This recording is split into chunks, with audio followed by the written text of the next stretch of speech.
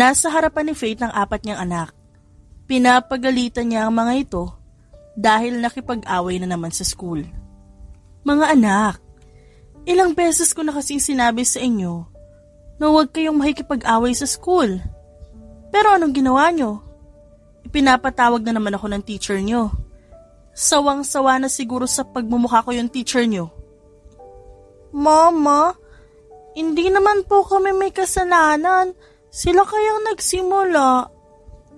Katwiran ng panganay niyang anak na si Lucas. Oo nga mama, pinagtanggol lang naman po namin sarili namin. Sabat ng pangalawa niyang anak na si Luke. Siyempre po, hindi namin pwedeng hayaan na lang sila sa ginagawa nila sa amin. Saad din ni Levi na pangatlo niyang anak. Ang galing nga po nilang manantok mama asintado. Bibong wika ng bunso niyang anak na si Lian. Napahawak siya sa kanyang sintido dahil sa katwiran ng kanyang mga anak. Hindi pa tapos ang first quarter sa school pero 3 beses na siyang pinapatawag sa eskwelahan dahil sa madalas na pakikipag-away ng mga bata. Pero hindi pa rin tama yung ginawa niyo. Tingnan mo yung kilay mo Lucas, putok na. Ang labi mo Luke, dumudugo. At ang pisngi mo, Levi, pulang-pula na. Mama, pinagtanggol lang naman po namin sarili namin. Sila nga po kasi nagsimula. Sabi nila wala daw po kaming papa. Ano naman kung wala kaming papa, maganda naman ng mama namin. Natigilan siya sa sinabi ni Luke. Oo nga naman, kaya madalas mapaaway ang mga bata dahil walang ama ang mga ito. At ayaw niyang pag-usapan ng tungkol sa ama ng mga bata. Mama, nasaan na po ba kasi si Papa? Na-traffic din po ba siya tulad ng ngipin ko? Inosenteng tanong ni Lian at ipinakita ang ngipin na bungi. Hindi na-traffic si Papa, Lian. Sadyang ayaw niya lang talaga sa atin kaya hindi niya tayo pinupuntahan. Galit na saad naman ni Lucas. Hindi, Kuya Lucas. Alam kong babalikan tayo ni Papa. Busy lang siya sa trabaho pero alam kong babalik siya. Sabat ni Levi. Mga anak, tama na yan. Magbihis na kayo at maghahanda ako ng pagkain. Huwag na kayo mag-away pa. Sabay-sabay na tumango ang 4 na bata at pumasok sa kwarto. Siya naman ay dumiretso sa kusina upang maghanda ng pagkain. At habang naghahanda, tulala lang siya. Nahihirapan siya sa tuwing tinatanong ng mga batang ama ng mga ito. Kahit din kasi siya, hindi niya alam kung nasaan ang lalaki. Wala na siyang balita sa lalaki magmula nang iwan niya ito. Mama, ano pong ulam? Biglang sulpot ni Lian sa kanyang tabi. Sa likod ni Lian, nakasunod na ang 3 nitong mga kuya. Nakabihis na rin ang 4 na bata at parang walang sagutang naganap kanina. Dahil magkaakbay pa ang 3 batang lalaki. Yun ang nakakatuwa sa kanyang mga anak. Kahit kasi nag-aaway ang mga ito, hindi lilipas ng 1 oras at magbabati na rin ang mga ito. Yun ang turo niya sa kanyang mga anak. Huwag mag-aaway at magtatanim ng sama ng loob sa isa't isa. Sinigang na karne anak, maupo na kayo para makakain na tayo. Dali-daling umupo ang mga bata at sinimulan nila ang hapunan pagkatapos magdasal ni Lian. At habang kumakain, puro tawanan sila. Mama, alam mo po bang may crush sa school si Kuya Lucas? Pinapormahan niya yung anak ng principal namin. Malokong saad ni Levi. Di kaya, gawaan ka talaga Levi. Nakasimangot na saad ni Lucas. Ilang taon na ba yung anak ng principal niyo mga anak? Di ko pa alam mama, basta po grade 6 na siya. Napatawa siya dahil sa sagot ni Luke. 7 taon pa lang ang mga anak niya at grade 2. Ngunit, ang crush ni Lucas ay grade 6 na. Masaya siya dahil napalaki niyang mabuti ang 4 niyang anak. Minsan nga lang hindi napipigilan ng sarili na magtanong, lalo na kapag usapan tungkol sa kanilang ama. Mama, ito pong si Lia, nakita namin may nagbigay ng love letter sa kanya, Mama. Diba bawal pa siyang ligawan hanggang mag 30 years old siya? Di kami papayag na ligawan yung nag-iisang babae sa amin. Sa magkakapatid ay talagang si Levi ang pinakamadaldal. Yun bang sobrang chismoso nito at kahit siguro chismis sa ibang barangay sa lugar nila, alam ni Levi. Si Lucas naman na may pagkababaero. Kahit sa ibang year level, may crush si Lucas. At hindi na siya magugulat kung si Lucas ang una makakapag-asawa sa kanyang mga anak. Si Luke naman ay tahimik lang. Ayaw niya masyadong nagsasalita. Minsan nga, iniisip niya kung panis na ba ang laway nito. At ang bunsong anak na si Lian, mabait ito at malambing. Pero dahil maloko ang mga kuya, minsan nadadamay din ito. Sino ba yan nagbigay ng love letter kay Lian? Dapat natin siyang makilala. Tingnan natin kung mayaman ba. Baka hindi niya nga kayang buhayin ng kapatid natin kapag naging mag-asawa na sila Mama, sina kuya. Pinagkakaisahan na naman ako. Sumbong ni Lian. Ano ba yung mga sinasabi niyo? Diyos ko naman mga anak. 7 years old pa lang kayo. Saan niyo nalaman yung asawa-asawa na yan? Diyan lang po sa tabi-tabi mama. Huwag ka na po magalit sa amin. Pinoprotektahan lang po namin si Lian at ikaw din po mama. Bawal ka pa rin mag-boyfriend. Pagalit na sabi ni Levi. Ang gulo niyo talaga. Huwag po kayong maniwala sa dalawang to mama. Gumagawa lang sila ng kwento. Sabat naman ni Luke. Napailing na lang siya bago sila nagpatuloy sa pagkain. Hanggang sa matapos ay puro lang sila kwentuhan. Masaya siya kung ano man ang buhay niya ngayon. Ngunit minsan napapaisip siya kung tama ba naging desisyon niya. Pero ano pa nga ba magagawa niya? Huli na para magsisi. Ang kailangan niya lang gawin ngayon, tanggapin kung ano ang kinalabasan ng desisyon niya. 8 taon na rin ang nakalipas. Abala sa pagpili ng gulay si Faith. Araw ng Martes ngayon at nasa paaralan ng kanyang mga anak. Mamayang 12:00 pa ang simula ng kanyang trabaho, kaya may oras siyang mamalengke bago pumasok sa trabaho. Hoy Faith, balita ko uuwi daw dito sa Pilipinas si ano nga bang pangalan ng lalaking yun anak?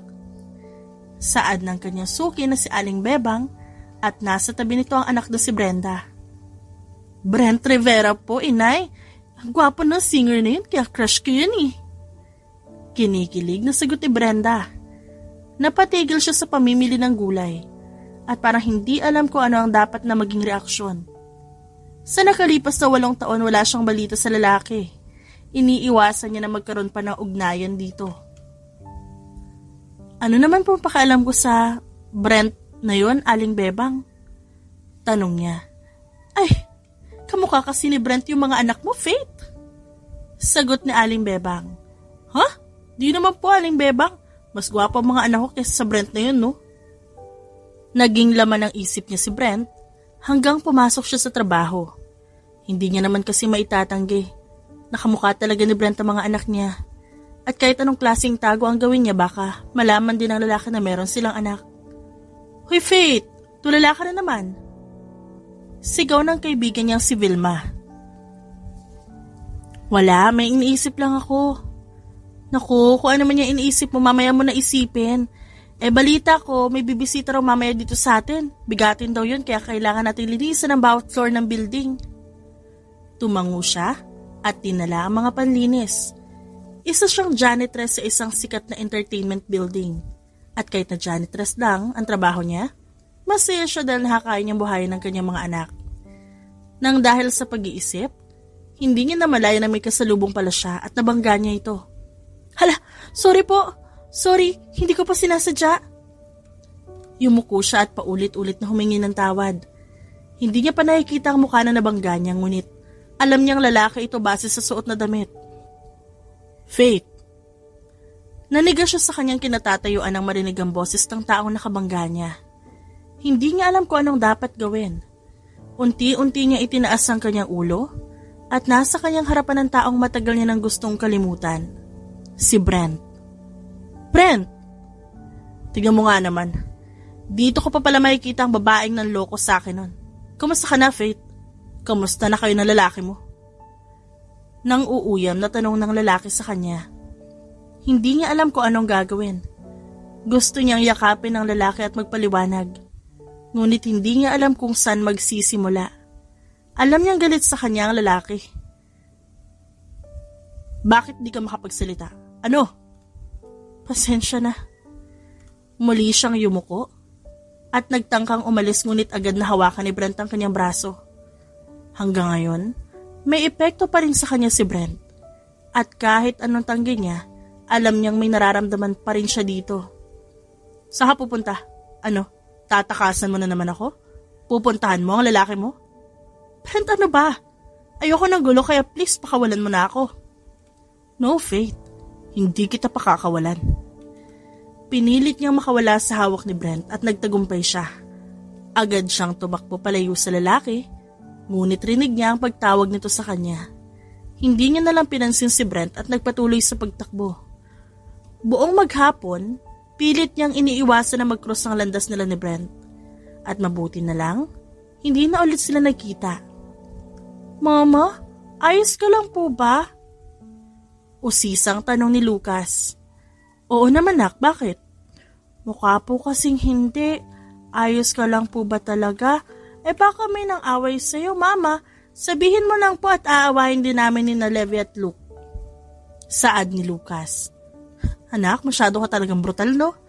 Ayos lang ako, huwag mo ako alalahanin. Napangiti siya na makita ang pag-aalala sa mukha ni Lucas. Hindi niya alam kung anong magiging reaksyon ni Brent sa oras na malaman nito na meron silang anak. Ngunit isa lang ang maipapangako niya. Oras na kunin ni Brent ang mga bata, talagang lalaban siya. Dati sila magkasintahan ni Brent. High school, noong nagsimula itong ligawan siya. At agad din naman niya itong sinagot. Tumagal ang relasyon nilang dalawa hanggang college. Pangarap ni Brent na maging international singer at suportado niya naman yon. May nangyari nga lang kaya kailangan niya makipaghiwalay sa lalaki. Hindi naman siya nagsisi sa naging desisyon niya. Dahil nakita niyang natupad ng lalaki ang pangarap nito. Kinabukasan, ipinatawag siya ng kanyang boss. Mukhang alam niya na kung anong mangyayari. Boss, pinatawag niya raw po ako. Faith, nalaman ko ang nangyari sa pagitan yung dalawa ni Mr. Rivera at hindi ko yun nagustuhan. Sir, hindi ko naman po sinasadyang mabunggo siya eh. Sinagot mo siya. Si Mr. Rivera yun. Siya ang magiging bagong artist natin.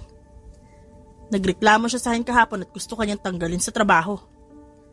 Pero sir, wala na po ako magiging trabaho oras na tanggalin niyo ako.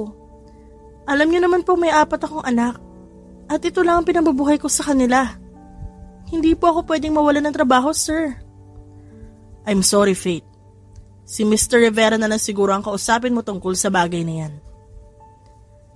Nagpaalam siya sa kanyang boss at lumabas na opisina. Sa pintuan, bumungad sa kanyang nakangising mukha ni Brent. Mukhang alam nito kung anong pinag-uusapan nila ng boss niya. Brent, huwag mo naman akong tanggalin sa trabaho. Kailangan ko to. Bakit? Dahil wala na kayo makain ng lalaki mo? Brent, hindi. Please, kailangan ko lang talaga ng trabaho na to. Hindi ako pwedeng mawalan ng trabaho. Gusto mo ng trabaho? Fine. Be my personal assistant or maid. Ako ang magpapasahod sa'yo at wala kang choice. Bawal kang tumanggi sa akin. O sige, magiging personal assistant at maid mo ko. Wala siyang choice kundi tanggapin ang alok ng lalaki. Sa panahon ngayon, mahirap na makahanap ng trabaho. Mama, ang ganda mo po ngayon. Puri ni Lian at naglalambing na yumakap sa kanya. Talaga anak, bagay ba sa kantusuot ko? Opo mama, hindi po katulad dati ng pangit ng uniform mo. Di ka na po ba janitress? Hindi na anak, natanggal kasi ako sa trabaho eh. Ha? Bakit po mama? Paano na po tayo niyan? Kung wala ka ng work, edi wala na tayong makakain. Paano na lang kapag nagutom kami? Edi mamamatay na kami sa gutom. Levi, ano ba yung sinasabi mo? May bago naman akong trabaho. Kaya nga ganito suot ko kasi may bago na ulit akong trabaho eh. At saka kahit mawalan ako ng trabaho, pipilitin ko pa rin kayo mapakain 3 beses sa isang araw. Kung gusto niyo, sobra pa dun. Gagawa ako ng paraan para hindi kayo magutom. Ay, akala ko naman magugutom kami. Kawawa naman ang mga bulati ko sa katawan. Saad ni Levi. Napatawa na lang siya sa sinabi ng kanyang anak. Mas inaalala pa nito ang bulati sa katawan nitong non-existent. Sige na mga anak, ihahatid ko na muna kayo sa school bago ako dumiretso sa trabaho, okay? Masayang tumango ang mga bata bago sila lumabas ng pintuan. Sumakay sila ng tricycle upang ihatid niya ang mga anak. Pagkatapos, agad din naman siyang dumiretso sa trabaho. You're late. Seryosong saad ni Brent na makapasok siya sa kwarto nito. Pasensya na, may hinatid pa kasi ako kaya nalate ako eh. Palagi ka bang ganito, Miss Mendez? Palagi kang late sa trabaho mo? Alam ba ito ng boss mo? Kung ganyan ka nga, dapat ka lang natanggalin sa trabaho. Agad na uminit ang kanyang ulo dahil sa sinabi ni Brent. First time niya lang na late dahil sa traffic. Sorry po traffic kasi eh. First time ko lang naman na late kaya sorry. Kung ayaw niyo sa taong palaging late, pwede mo akong tanggalin ngayon mismo sa trabaho ko. No, hindi kita tatanggalin. This will be your first warning, Miss Mendez.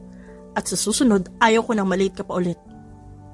Hindi siya sumagot at inirapan lang ang lalaki. Ayaw niya na makipagtalo dahil alam niyang sa huli, hindi naman siya mananalo dito. Sumunod ka sa akin, dalhin mo mga damit ko. May photoshoot ako para sa next album ko. Walang imik niyang kinuha ang mga damit ni Brent at sumunod dito. Pumunta sila sa isang studio at mukhang magkakaroon nga ng photoshoot si Brent. Nang lingunin niya ang lalaki, nanlaki ang mga mata at napaawang ang labi niya. Hinubad kasi nito ang suot na damit, kaya bumungad sa kanya ang mala-adonis na katawan nito. Medyo mababa rin ang waistband nito. Hey Faith! Sigaw ni Brent dahilan para mapabalik siya sa kanyang sarili. Bakit? Wala. Sige, panoorin mo lang ako. Tumango siya ng dahan-dahan at umalis na si Brent sa kanyang harapan. Naroon na rin ang mga cameraman at nagsimula na mag-post si Brent. Sa bawat post ng lalaki, feeling niya malalagutin siya ng hininga. Pinaypayan niya ang sarili at kinuha ang bottled water na nasa isang lamesa at uminom. Para siyang nauuhaw sa katawan ni Brent. Aaminin niya sobrang hot nito sa kanyang paningin. Sa mga lumipas na panahon, mas lalo lang naging hot si Brent. Okay, that would be all for today. Brent, pwede ka na magpahinga. Sigaw ng direktor. Lumingon si Brent sa kanyang direksyon at naglakad. Feeling niya, slow motion ang paglapit sa kanya nito. Titig na titig si Brent sa kanya, na para bang ayaw nitong mawala siya sa paningin nito. Faith, water please. Saad ni Brent na makalapit sa kanya. Ha? Water? Taranta niyang binuksan ang hawak na bottled water. Nanlaki ang kanyang mga mata dahil ang bottled water na ininuman niya pa lang nabigay niya kay Brent. So para na rin sila nag-kiss indirectly. Ang sarap ng tubig na to. Parang may flavor. Nakangising wika ni Brent. Namula ang kanyang pisngi sa tinura nito. Hindi niya alam kung nakita ng lalaki na ang bottled water nito. Ang ininuman niya kanina. Saan po tayo next, sir? Sa kondo ko. Sagot ni Brent. Tumango siya at muling sumunod dito nang maglakad ito. Dumiretso sila sa parking lot at sumakay sa isang kotse. Nagka-face mask at cap ang lalaki para hindi makilala. Si Brent ang nag-drive ng kotse at nasa passenger seat lang siya.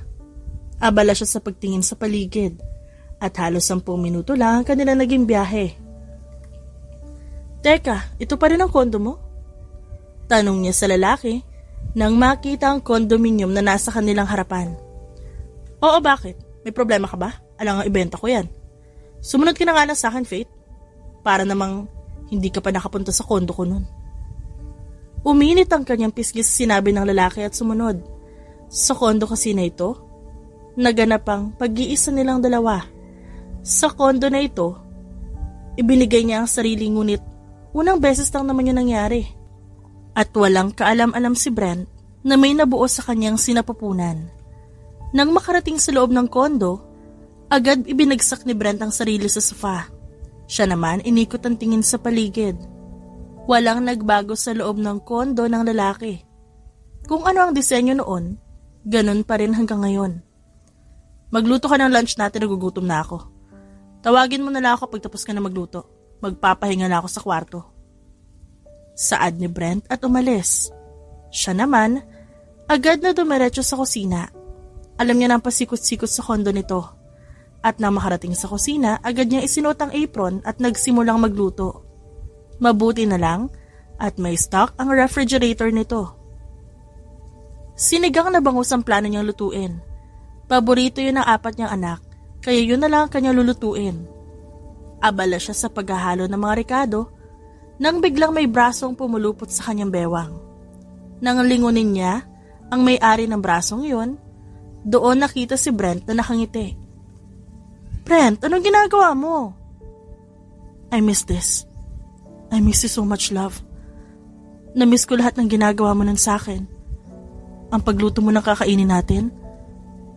Ang paglalambing ko sa'yo. Kapag sinusuyo mo ako kasi nagsiselos ako sa mga lalaking lumalapit sa'yo. Sobrang na-miss kita, love. But you cheated on me. Hindi niya alam kung ano ang dapat niyang sabihin sa lalaki. Unti-unti na lang tumulo ang kanyang luha habang inaalala ang mga nangyari sa kanila noon. That's why I'll get my revenge. Maghihiganti ako sa'yo. Sisiguraduhin kong pahihirapan kita at ibabalik lahat ng sakit na dinulot mo sa akin noon. Inikot siya ng lalaki at iniharap dito.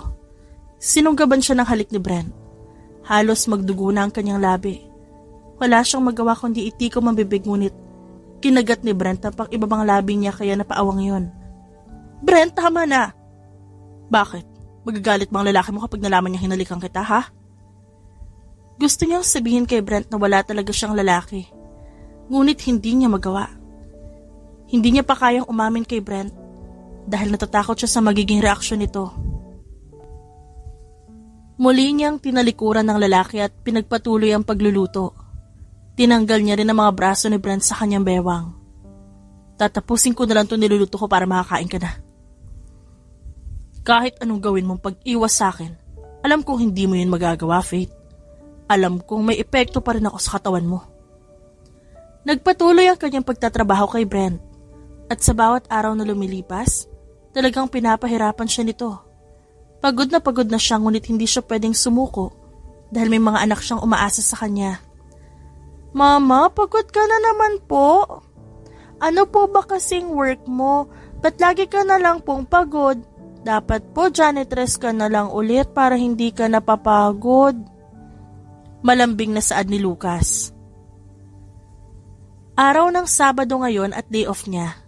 Nasa sala siya ngayon kasama ang mga anak. At kahit na Sabado, aaminin niya hanggang ngayon pagod pa rin siya. Halos walang tigil kasi kakautos si Brent. Anak, ayos na ako. Huwag ka na mag-alala, mawawala din ang pagod ko. Mama, hindi po. Lagi mong sinasabi sa amin na ayos ka lang, pero hindi ka po mukhang ayos.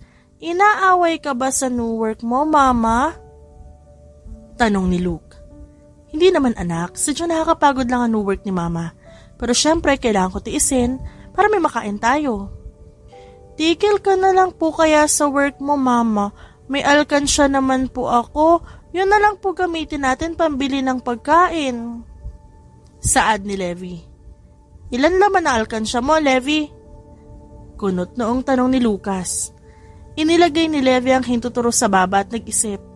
Sa itsura ngayon ni Levi, kamukha nito ang ama na si Brent. Noong Miyerkules ako nagsimulang mag-ipon. Naghulog ako ng piso ng Miyerkules, 5 piso ng Webes, at piso ulit ng Biyernes, at 20 kaninang umaga. 27 na, Kuya Lucas. Bibong sagot ni Levi. Isang sardinas lang mabibili mo sa 27 pesos eh. Iyo palang kulang na agad yun. Napatawa na lang siya dahil sa pag-aaway ng dalawang magkapatid. Pero masaya siya na gustong tumulong ni Levi. Kahit na bata pa lang ito, gusto na kaagad tumulong sa mga gastusin sa bahay. Levi, itabi mo na lang yung alkansya mo, kaya ko pa naman. Huwag na kayong mag-alala pa.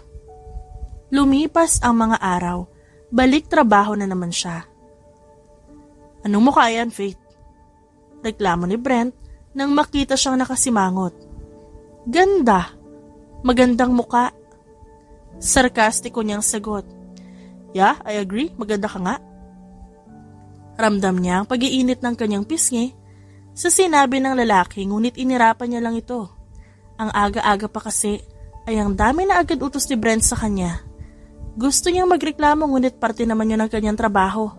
Malapit na rin kasing sumahod kaya tinitiis niya na lang kasungitan ni Brent. Ewan ko sa'yo, sir. Huwag mo na nga lang po akong pansinin at wala ako sa mood. Sumunod ka sa akin, may kikitain akong kaibigan. Walang imik niyang sinundan si Brent hanggang sa mapadpad sila sa isang restaurant.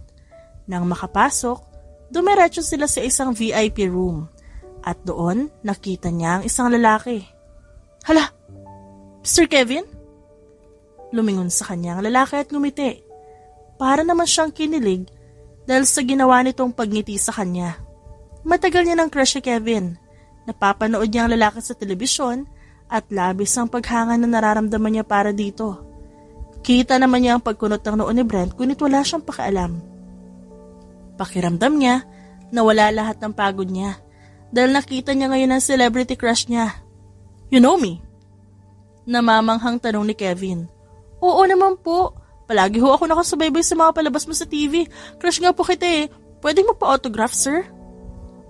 Muling umiti si Kevin at tumango. Excited siyang pumunta sa direksyon ng lalaki at inilabas ang panyo at permanent marker. Agad namang pinirmahan ni Kevin ang kanyang panyo. Negosyo ang pinunta natin dito, Faith. Hindi paglalandi sa kaibigan ko. Sabat ni Brent. Lumingon siya kay Brent at dumila. Wala siyang pakialam ngayon kay Brent. Dahil kaharap niya ang crush niya. Oo nga at mahal niya si Brent. Ngunit talagang humahanga siya kay Kevin. Brent pare, wag mo na siyang pagalitan. Nagpa-autograph lang naman sa akin eh. Saway ni Kevin, kaya mas lalo siyang napangiti.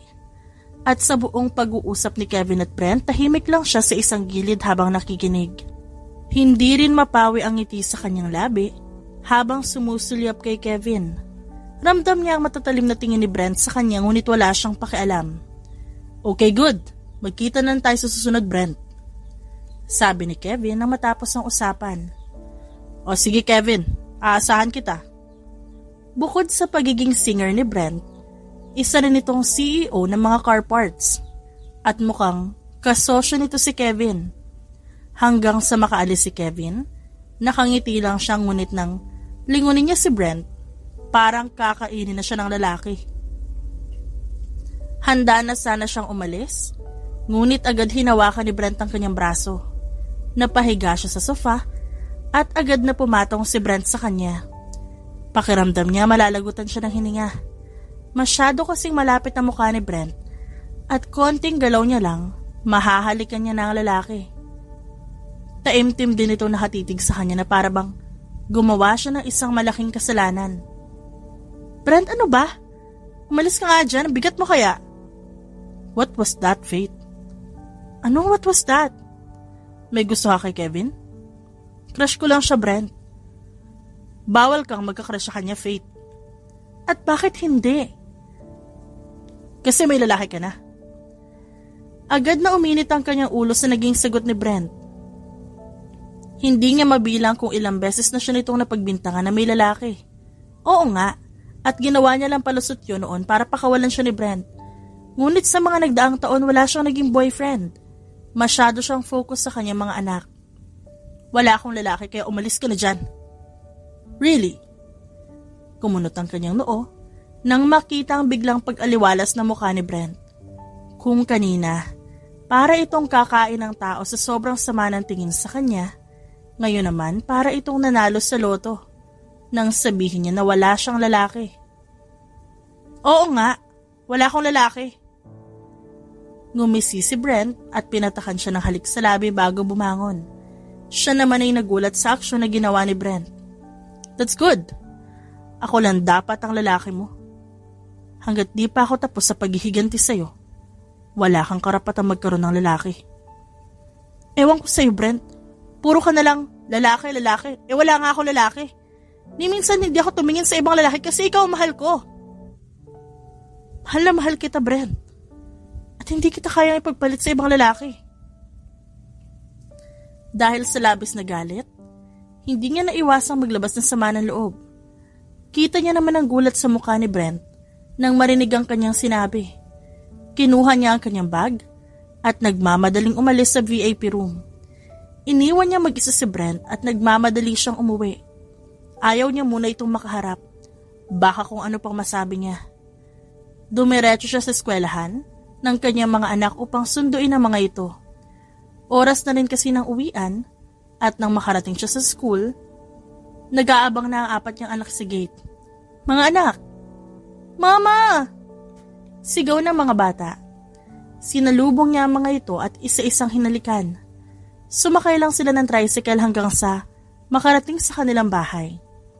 Kumusta ang school niyo? Tanong niya sa mga bata. Di ko po alam, Mama. Sinubukan ko pong kausapin ang classroom namin, pero di naman siya nagsasalita. Sagot ni Levi. Levi? Joke lang po, Mama. Alam mo po pa, Mama, may girlfriend na si Kuya Lucas sa grade 5? Pagbibida ni Levi. Nalilito niyang tinignan si Lucas na nahangisi lang sa kanya. Bigla ay naalala niya ang ngisi ni Brent kanina. Hindi talagang maipagkakaila na kamukha ni Brent ang kanilang mga anak. Halos wala nga nakuha sa kanya. Marami na rin nagsasabi sa kanya na kamukha nga ni Brent ang mga anak niya, ngunit tumatanggi siya. Baka kasi masira ang imahe ni Brent kapag nalaman ng mga tao na may anak ito sa kanya. Mas mabuti na itago na lang niya ang mga anak kesa masira ang imahe ni Brent sa mga tao. Pero alam niyang kahit anong klaseng pagtatago ang gawin niya sa mga bata, alam niyang darating ang panahon na malalaman ni Brent ang tungkol sa 4 na bata at yun ang kinatatakot niya. Baka bigla na lang kunin ni Brent ang mga ito at iwan siya. Ang mga anak niya ang nagsilbing buhay niya at hindi niya kayang mawalay pa sa mga ito. Totoo ba yun, Lucas? Akala ko ba grade 6 yung crush mo? Hindi po, Mama. Gawaan lang yun si Levi. Crush ko po yung anak ng principal namin na grade 6. Kinis ko lang po sa chicks in grade 5. Pero nasa grade 4 po ang girlfriend ko. Sagot ni Lucas. Anak, sobra naman yata yung pagiging babaero mo. Diyos ko, Lucas, grade 2 ka pa lang. Ganun talaga, Mama. Pogi po kasi ako eh. At saka, sila naman po lumalapit sa akin para ikis ko sila sa cheeks. Sino naman po ako para tumanggi? Ngumiti-ngiti lang si Lucas sa kanyang sinabi bago niya binalingan ng tingin si Luke na tahimik na nagbabasa. Ikaw, Luke? I'm okay, Mama. Sabi ni Ma'am, ako pa rin daw po ang top 1 sa klase. How about Lian? Mama, si Lian may crush. Sumbong ni Levi. Mama, wala naman akong crush eh. Nakasimangot na sagot ni Lian at nakanguso pa ito. Minsan talaga gusto niya na lang lagyan ng packing tape ang bibig ni Levi. Hilig kasi nitong asarin ng kapatid na babae. Levi, tumigil ka nga dyan. Babawasan ko baon mo kapag dumaldal ka pa dyan. Mama naman, 20 na nga lang baon ko, babawasan mo pa. Nakasimangot na reklamo ni Levi. Tumawa siya bago hinalikan ng mga anak. Dumiretso siya sa kusina upang magluto ng kanilang hapunan. At habang abala sa pagluluto, narinig niya ang sunod-sunod na pagkatok sa pinto. Lucas, pakibuksan mo na ang pinto. Opo, Mama. Pinunasan niya muna ang kamay bago pumunta sa sala upang tignan kung sinong kumatok. Ganun na lang ang gulat niya na makita si Brent na tulalang nakatitig kay Lucas. Mama, bakit namin kamukha ang lalaking to? Sino siya, Mama? Kapatid pa namin siya? Bakit ang laki niya tas kami maliit pa? Sunod-sunod na tanong ni Lucas.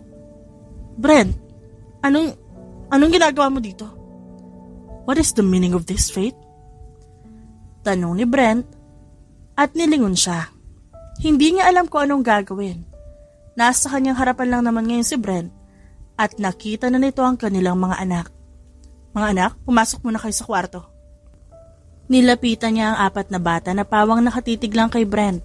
Hindi niya alam kung may idea na ang mga ito na ang lalaking kaharap ng mga ito ang kanilang ama.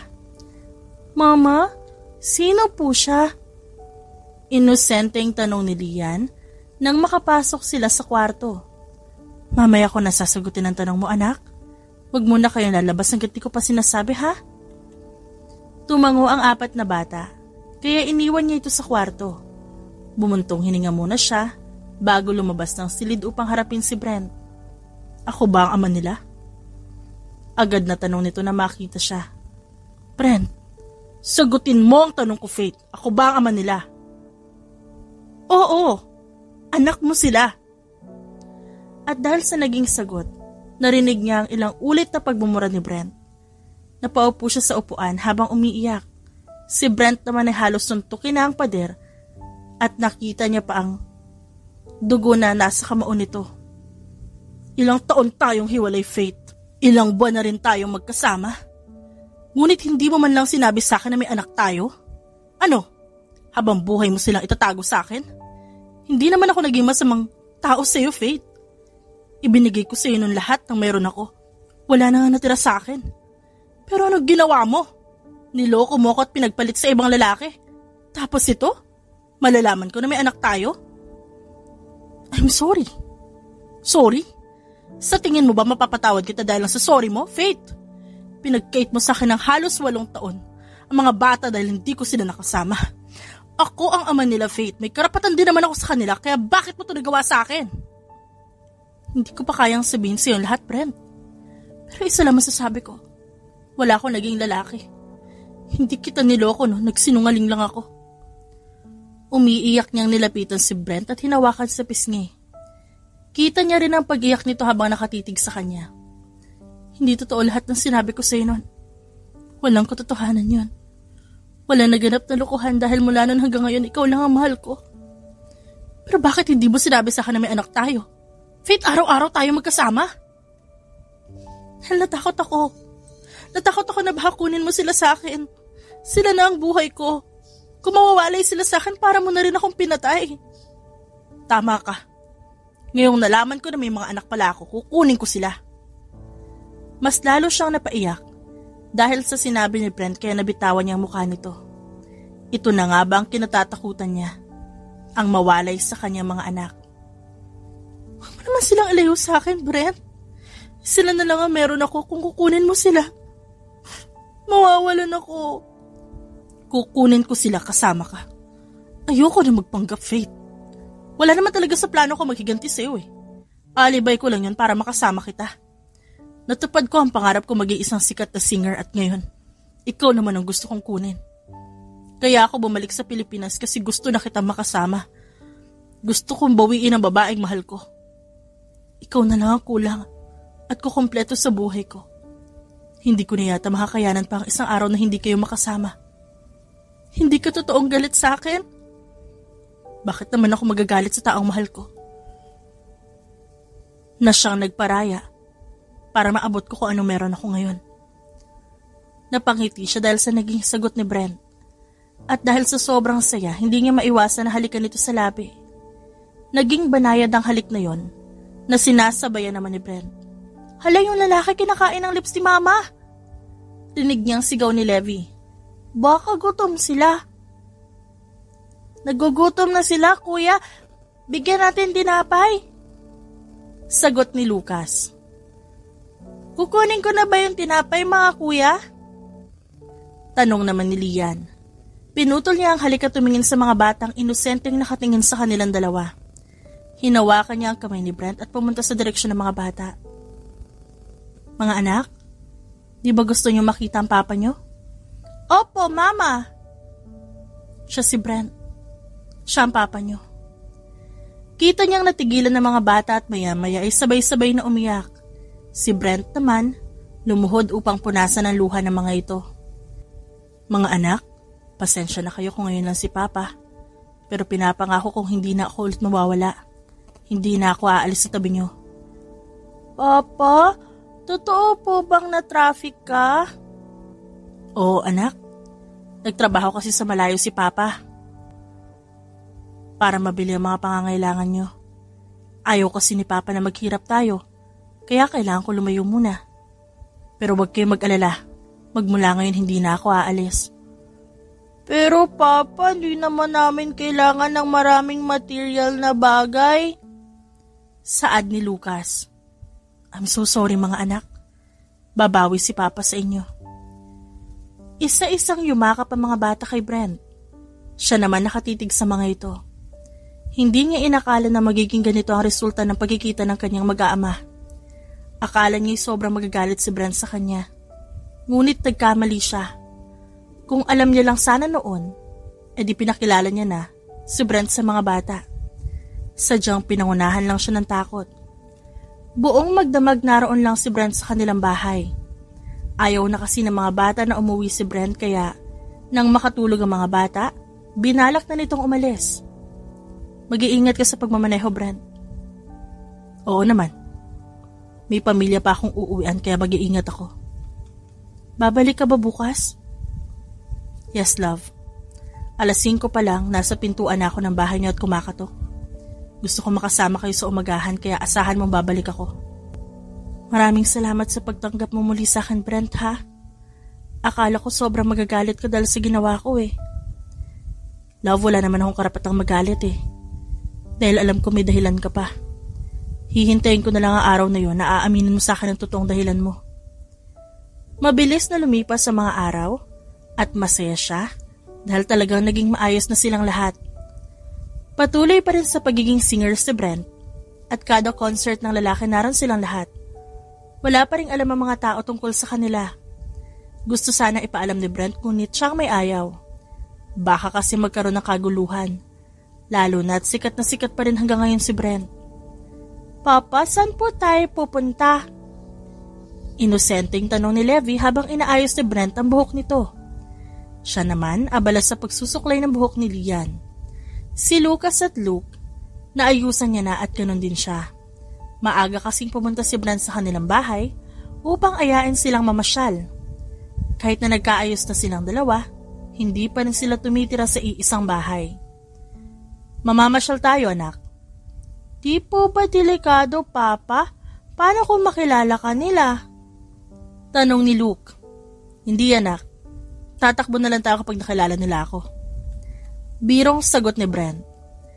Nang matapos ayusan ng mga bata, nagsuot naman ng disguise si Brent. Pagkatapos lumabas na sila at sumakay ng kotse. Sa mall sila dumiretso at arcade. Yun agad ang pinuntahan ng mga bata.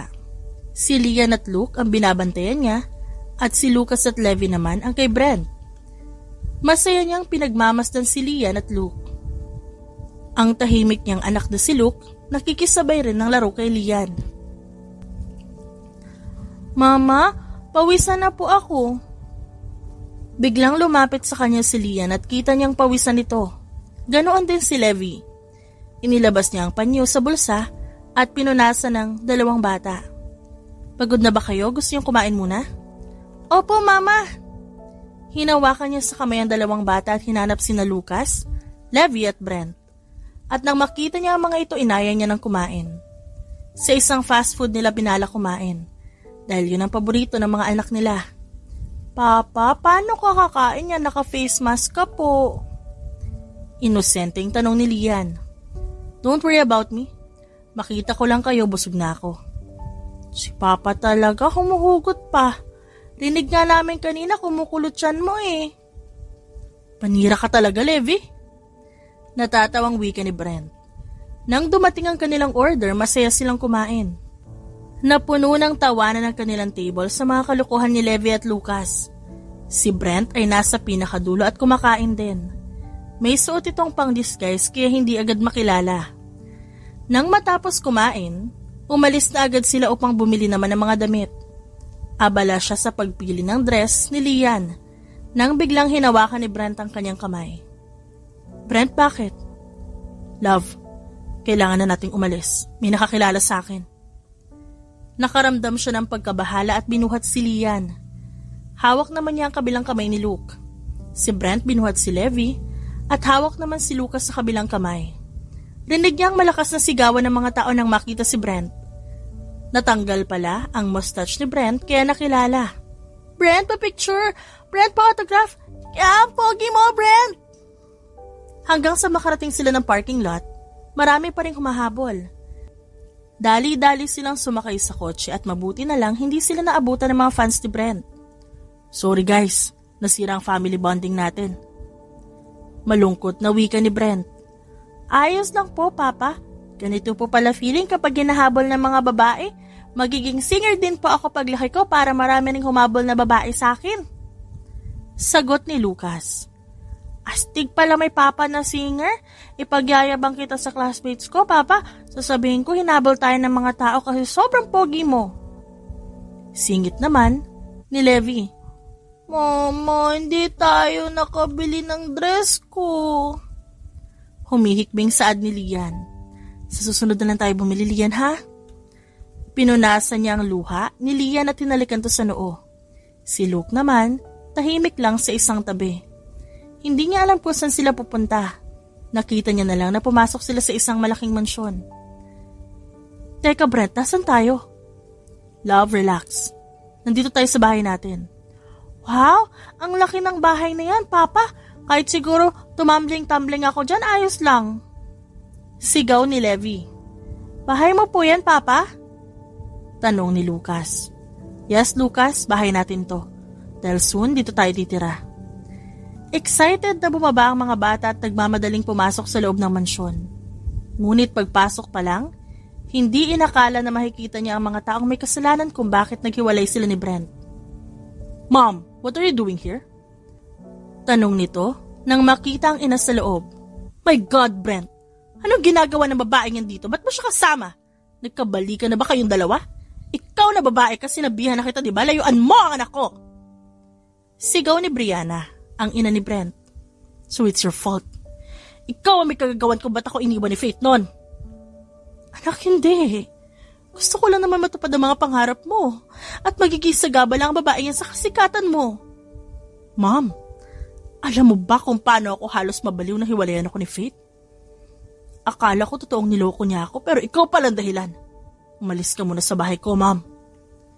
Silang mag-iina ay tahimik lang. Walang imik na lumabas naman ang ina ni Brent, halatang takot din ito sa anak. Mga anak, sorry. Nakita niyo patuloy si Papa na nagalit. Malambing na wika ni Brent sa mga bata. Ayos lang po, Papa. Lumipas ang ilang oras at gabi na. Tapos na silang kumain ng hapunan at pinatulog na rin nila ang mga bata. Dumiretso sila sa silid nilang dalawa at alam niyang may dapat silang pag-usapan. Brent. Naabutan niya si Brent na umiinom ng alak habang nakaupo sa sofa. Lumapit siya sa lalaki at inagawang hawak nitong baso na may lamang alak. Bakit di mo sinabi sa akin? Sorry. Kung hindi ko sinabi sa'yo. Natakot lang kasi ako. Nakapagkita sa akin ng mami mo noon, nag-offer siya sa akin ng pera para layuan kita. Sabi niya, sagaba lang daw ako sa pangarap mo. Hindi ko tinanggap yung offer kasi mahal kita. Hindi kita kayang iwan. Walang halaga ang pagmamahal ko sa'yo pero tinakot niya ako eh. Ang sabi niya kapag pinagpatuloy pa natin yung relasyon natin, pahihirapan niya daw ako. Magiging miserable daw ang buhay ko. Brent, alam mo mag-isa na lang ako sa buhay. Mag-isa kong tinataguyod ang sarili ko at kung pahihirapan pa ako ng mami mo, hindi ko na alam kung anong mangyayari sa akin. Natatandaan mo ba na halos 1 linggo akong walang paramdam sa'yo nun? Tinanggal kasi ako sa trabaho sa kagagawa ng mami mo. Kaya naghanap ako ng ibang trabaho. Pero ni isa sa mga inaplayan ko walang tumanggap sa akin. Lahat hinarang ng mami mo. Halos wala na ako mapakain sa sarili ko. At naaawa na ako. Ayoko makipaghiwalay sa'yo pero hirap na ako, Brent. Ba't di mo sinabi sa akin? Natulungan sana kita.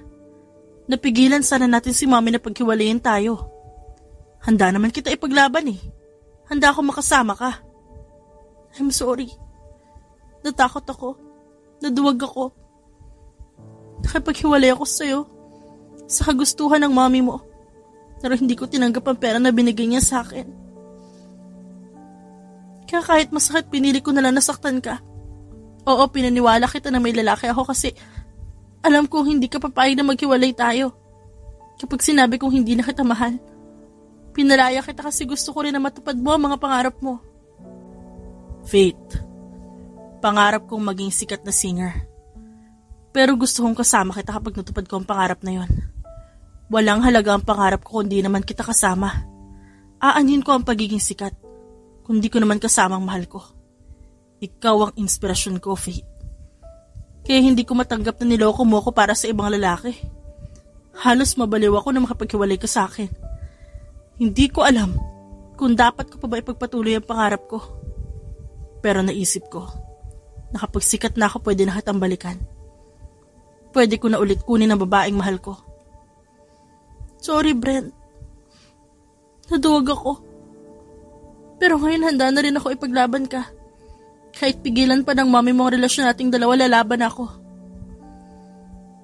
That's my girl. Ngumiti si Brent at hinawakan ang kanyang pisngi. Dahan-dahang inilapit ni Brent ang mukha sa kanya at hinalikan siya. Magaan lang ang halik kaya nadadala siya. At nang gabing yun, muli niyang ibinigay ang sarili niya sa lalaki. Kinabukasan, mukha ni Brent ang kanyang nabungaran. Hindi siya makapaniwala na may nangyari ulit sa kanilang dalawa sa loob ng napakahabang taon. Itinaas niya ang kamay at hinawakan ang kilay ng lalaki pababa sa ilong nito hanggang sa labi. Ang gwapo ko, no? Nagulat siya nang biglang iminulat ni Brent ang mga mata at kumiti sa kanya. Gising ka na pala. Kala ko tulog ka pa. Ikaw, love, ha? Pinagnanasahan mo ako kapag tulog? Ewan ko sa'yo, Brent. Bumangon na nga tayo at baka gising na rin ang mga bata. Mamaya na, love. Kapag lumabas tayo ng pintuan na yan, hindi na naman kita masasolo eh. Please, dito na lang muna tayo. Napatawa siya dahil sa naging pakiusap ni Brent. Niyakap niya ang lalaki at si Brent naman, hinawakan siya sa tiyan. Sigurado ako magkakaroon ka agad to ng laman. At paano mo naman niya nasabi, abe?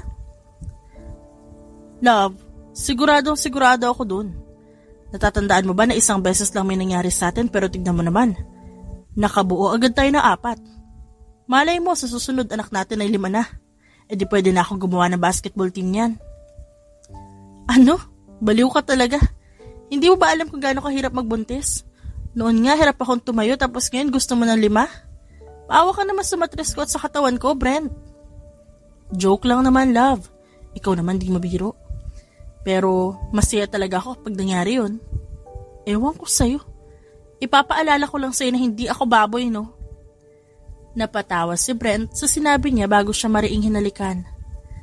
Halos ilang minuto pang ginugol nila sa higaan bago nagpa siyang maligo.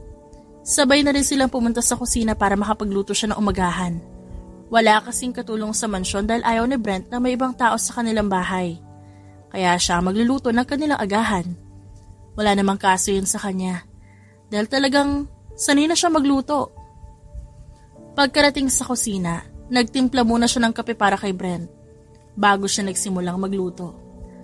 Love, may concert ako next month. Ganun ba? Magiging busy ka na naman pala. Yup. Pero don't worry kasi hahanap pa rin ako ng time para makasama ko kayong lahat. Gusto ko manood kayo next month. Sa lahat naman ng concert mo, palagi kaming present eh. Nagpatuloy siya sa pagluluto hanggang sa sabay-sabay bumaba ang mga bata. Good morning po, Mama, Papa. Maupo na kayo mga anak. Ihahain ko lang itong pagkain natin. Mama, may napanaginipan po ako. Biglang saad ni Levi. Ano yun? Napanaginipan ko po magkakaroon kami ng maraming baby brothers. Tumawa ng malakas si Brent at siya naman ay namula. Anak, ilan daw ang baby brothers na yan? 5 po, Papa. Mas lalong lumakas ang tawa ni Brent, kaya sinamaan niya ito ng tingin. Hindi niya alam kung anong mangyayari sa kanyang matres kapag nakabuo sila ng 5 bata sa kanyang sinapupunan. Pero kung sakali nga na magkaroon ng quintuplets, masaya siya. Pangarap niya kasi magkaroon ng isang malaking pamilya. Naging abala si Brent sa mga nakalipas na araw at naiintindihan niya naman yon. Alam niyang may bagong concert si Brent kaya ito busy. Naiintindihan din ng mga bata kung bakit wala ang papa ng mga ito. Mama, ayos ka lang po ba?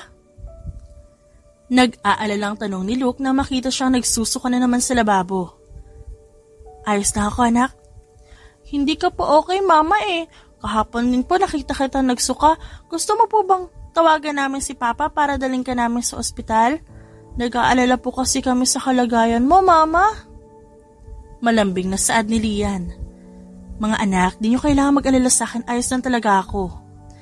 Pero, nagsusuka ka po. Paano kung may sakit ka, Mama? Tapos malala na pala sakit mo. What if cancer pala? Tas iiwan mo kami dito? Huwag mo kami iiwan, Mama. Hindi namin kaya. Pag-i-emote ni Levi. Ang uwi mo naman, Levi. Saway ni Lucas.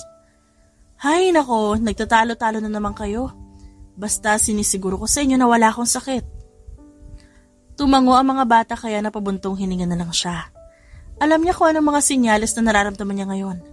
Malaki ang posibilidad na buntis siya dahil maraming beses na rin na may nangyari sa kanilang dalawa ni Brent. At kahapon din, bumili siya ng pregnancy test. Iniwan niya muna saglit ang mga bata bago dumiretso sa kanilang kwarto. Kinuha niya ang pregnancy test at pumunta sa banyo. Umihi siya at nilagay ang 3 pregnancy test. 3 ang kanyang nilagyan para sigurado. Halos ilang minuto niya pang hinintay kung anong resulta at nang lumabas ng 2 pulang guhit sa 3 pregnancy test, napatulala siya. Buntis ulit siya sa anak nila ni Brent. Buntis ako. Walang mapaglagyan ng sayang nararamdaman niya ngayon. Pero balak niya i-surprise si Brent. Ganon din ang mga bata. Itinago niya muna ang pregnancy test sa kanilang cabinet at bumaba. Sakto namang naroon na si Brent at nakikipagkulitan sa mga bata. Love, nagsuka ka raw. Ayos ka lang ba? Gusto mo ba dali kita sa ospital? Ayos na ako, Brent. May nakain lang siguro akong ayaw ng sikmura ko kaya ako nagsuka. Dapat kasi nagiging maingat ka sa kinakain mo eh. Paano na lang kami ng mga bata kapag nagkasakit ka? Ah, ganon. Katulong ba ang tingin niyo sa akin? Love naman, syempre hindi. Ang ibig kong sabihin, paano na lang kami ng mga bata kapag nagkasakit ka? Ay di hindi ka namin mayayakap at makakabonding.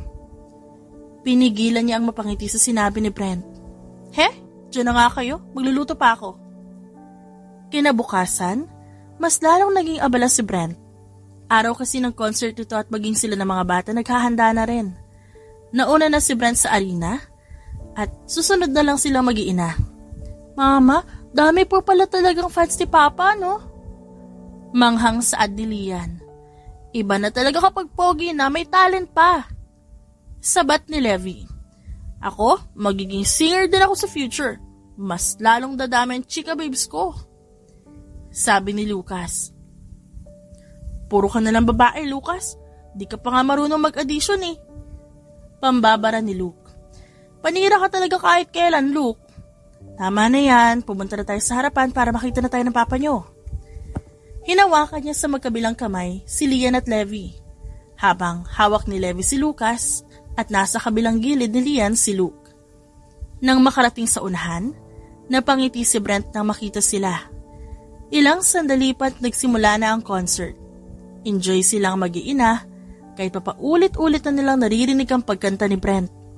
Hindi rin lilipas ang 1 minuto na hindi titingin si Brent sa kanilang direksyon at napapansin yun ng mga fans. Pero wala siyang pakialam doon dahil masyadong focus kay Brent at mga bata ang kanyang atensyon. You want more? Malakas na sigaw ni Brent.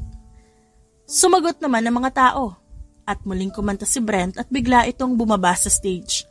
Nanlaki ang kanyang mga mata nang pumunta ito sa kanilang direksyon. Nang makalapit sa kanila, hinawakan siya nito sa kamay at tinila. At sa huling liriko ng kanta, bigla siya nitong hinalikan sa labi na ikinatili ng mga fans. Guys, I have an announcement. Gusto ko lang sabihin sa inyo na baka ito na ang huling concert ko. Nagulat siya sa sinabi ni Brent at nilingon ng lalaki ngunit ngumiti lang ito sa kanya at bahagyang hinimas ang kanyang bewang. Samot-saring reaksyon ang kanyang naririnig at karamihan tutol sa sinabi ni Brent. I want to settle down with this girl beside me. She's my longtime girlfriend and I want to marry her. See those kids? They are mine. Lucas, Levi, Luke, and Lian. May pamilya na ako. Malayo nang narating ko, natupad ko na ang mga pangarap ko. At ngayon gusto kong tuparin ang isa ko pang pangarap. At yun ang pakasalan ng babaeng mahal ko. Nagulat siya nang biglang lumuhod sa kanyang harapan si Brent. Inilabas nito ang isang maliit na kahon mula sa bulsa at nang buksan yun ng lalaki bumungad sa kanya ang isang diamond ring na may infinite design. Faith Mendez, Marami na tayo napagdaanan. Matagal na rin tayo magkasama. Ikaw ang first ko sa lahat ng bagay at ikaw ang babaeng minahal ko. Nagkahiwalay man tayo sa matagal na panahon. Ngunit hindi ka kailanman kinalimutan ng puso ko. Ikaw pa rin ang tinitibok nito at hindi na magbabago yon. Ikaw ang babaeng gusto ko makasama habang buhay. Ikaw ang matagal ko nang pinapangarap. Ang babaeng gusto kong iharap sa altar at ipagmalaki sa maraming tao. Ikaw ang naging lakas at inspirasyon ko sa lahat ng bagay. Brent, Faith, love, hindi ko na yata kayang tumagal pa ng ilang buwan na hindi kita asawa. Gusto ko na matali sa iyo because you're such a dream, Faith. At sa araw na ito gusto ko malaman ang kasagutan mo. Faith Mendez, will you spend the rest of your life with me? Together with our kids? Will you marry me? Yes, Brent. Ngumiti si Brent at isinuot sa kanya ang singsing. Tumayo ang lalaki at muli siyang hinalikan sa labi. Pagkatapos ng 3 buwan, ikinasal din silang dalawa. Masaya si Brent dahil sa wakas ay kasal na rin silang dalawa ng babaeng noon lang ay pinapangarap niya. At sa araw ng kanyang concert noon, inamin ng asawa niya na buntis ito. Nakakahiya pa nga dahil muntik na siyang himatayin. Mabuti na lang ay nasa backstage na sila noon. Love, parang hindi yata normal ang laki ng tiyan mo para sa 3 buwang buntis. Nagtataka niyang tanong sa asawang si Faith. Nasa London sila ngayon para sa kanilang honeymoon at kasama rin nila ang mga bata. Nang ikasal silang dalawa ni Faith, dumating ang kanyang mga magulang. Humingi ng tawad ang kanyang mommy dahil sa ginawa nito noon. Agad din naman sila nagkapatawaran. Ayaw niya magtanim ng sama ng loob sa kanyang mga magulang. Masyado ba malaki, Brent? Oo, di kayo elepante ang anak natin kaya ganyang kalaki. Brent, hindi elepante ang anak natin. Tumawa lang siya at niyakap ang asawa. Ilang beses na rin pumupunta ang kanyang asawa sa ospital para magpa-check up ngunit ayaw nitong sumama siya. Wala siyang ideya kung kambal ba ang anak nila dahil gusto ng asawa niya na sorpresahin siya. Lumipas pa ang 6 na buwan at bantay sarado niya talaga ito. Anumang oras, pwede na itong manganak. Ang laki na rin ng tiyan nito kaya naka-wheelchair na lang. Hirap na kasing maglakad si Faith. Hindi siya umaalis ng kanilang bahay dahil nag-aalala siya para sa asawa. Mama, ba't ang laki ng tiyan mo? Nakatayo na po ba sa loob ng tummy mo ang baby brother namin? Inosenteng tanong ni Levi. Nakalabas kasi ang tiyan ng kanyang asawa at nasa kama. Silang mag-aama ay nasa tabi ni Faith. Hinihimas ng mga bata ang tiyan ni Faith at siya naman nakayakap lang sa mga ito. Siguro, naglalaro na rin siya ng basketball sa loob ng tummy ni Mama. Pagkalabas niya, yayayain ko siya ng 1-on-1. Ang matatalo maghahanap ng chicks. Saad ni Lucas. Gumana na naman ang pagiging babaero mo, Lucas. Huwag mo nga idamay ang kapatid natin dyan sa pagiging babaero mo. Mag-aral ka ng maayos. Pangangaral ni Luke. Palagi na lang aral. Magagamit ko ba yan kapag kumanta ako sa future? Nakasimangot na tanong ni Lucas. Abay, oo naman. Sagot ni Luke. Napangiti na lang siya sa pinag-uusapan ng mga bata. Masaya siya dahil bata pa lang.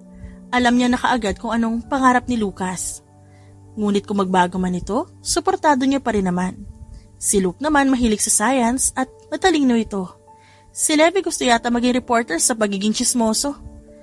At ang nag-iisa niyang anak na babae na si Lian, nawiwili sa pagbili ng mga dress. Papa, may naisip na po ba kayong pangalan ng baby brother namin? Wala pa silang alam kung anong totoong gender ng baby. Dahil ayaw sabihin ni Faith. Ngunit naniniwala silang lahat na lalaki ang susunod nilang anak ni Faith. Wala pa, baby. Ako, Papa, may naisip ako. Presenta ni Lucas. Ano yon, Lucas? Jose? Andres? Emilio? Antonio? Apolinario? Severino? Mariano? Juan? Sunod-sunod na sagot ni Lucas. Kailan pa naging historya ng kanyang mga anak? Tumawa lang siya sa naging sagot ni Lucas at bahagyang ginulo ang buhok nito. Nang bigla niyang napansin ang pagdaing ni Faith. Love, ayos ka lang ba? Masakit na ba ang tiyan mo? Mga anak na yata ako, Brent. Mga anak, kunin niyo ang gamit na mama niyo. Dali-dali niyang kinuha ang wheelchair at isinakay ang asawa.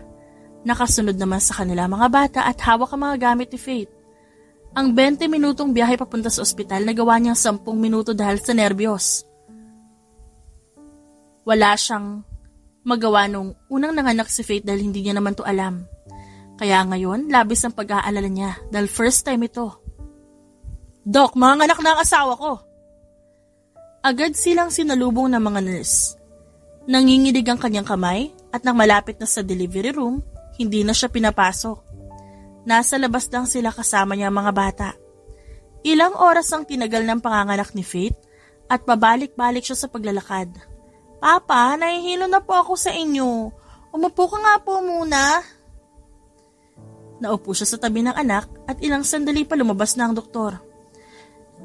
Dok, kamusta po ang asawa ko? Congratulations, mister. Malulusog ang 5 yung anak. Huwag kang mag-alala. Nililinisan na sila ng mga nurse. Nagpapahinga naman ang asawa mo ngayon. Teka, 5 po, Dok? Yes, 5 healthy baby boys. Papa! Hindi niya alam kung ano nangyari sa kanya dahil bigla na lang dumilim ang kanyang paningin hanggang sa panawa ng ulirat. Pagkamulat niya ng kanyang mga mata, nasa isang puting kwarto na siya. Nasa sofa siya nakahiga at nang tignan niya ang hospital bed, naroon ang kanyang mag-iina na nagkukulitan. Naroon na rin ang kanilang 5 bagong anak. Papa, gising ka na po! Sigaw ni Levi nang mapansin siya. Kamusta ang pakiramdam mo, Brent? Pabirong tanong ni Faith. Love naman. Nagulat lang ako dahil 5 pala magiging anak natin. Hindi mo sinabi sa akin, kaya pala sobrang laki ng tiyan mo.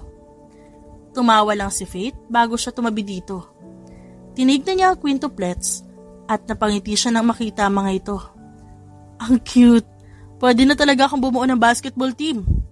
Papa, bakit ganun? Puro sila lalaki. Wala kang baby sister? Tanong ni Lian. Hayaan mo, sa susunod, baby sister naman ang gagawin namin ng mama niyo. Brent, ayoko na mga anak ulit. Tama na. Ayoko na. Joke lang, love. Nabigyan mo na ba sila ng pangalan? Wala pa. Gusto ko na ikaw ang magbigay ng pangalan sa kanila. Nakaramdam siya na excitement sa sinabi ng asawa. Isa-isa niyang tinignan ng mga bata bago niya itinuro ang unang sanggol na lalaki. Zeus, Zurich, Zamiel, Zoro, and Zilas. Ang ganda po, Papa! Napangiti siya at pinagmasdan ang kanyang pamilya. Wala na talaga siyang mahihiling pa. Kompleto na siya sa piling ng pamilya. Siya na yata ang pinakamasayang lalaki ngayon sa buong mundo. Natupad niya rin ang kanyang pangarap. Ang matagal niyang pinapangarap. Ang magkaroon ng isang malaking pamilya kasama ang babaeng pinakamamahal niya na si Faith. The end.